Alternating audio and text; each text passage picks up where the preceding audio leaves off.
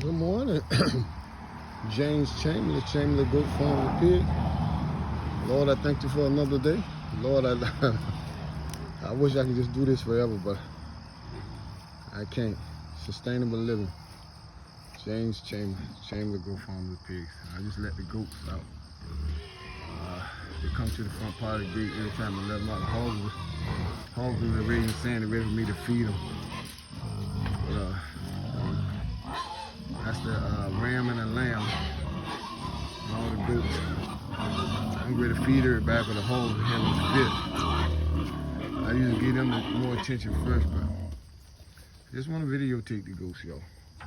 Give y'all update on the goats.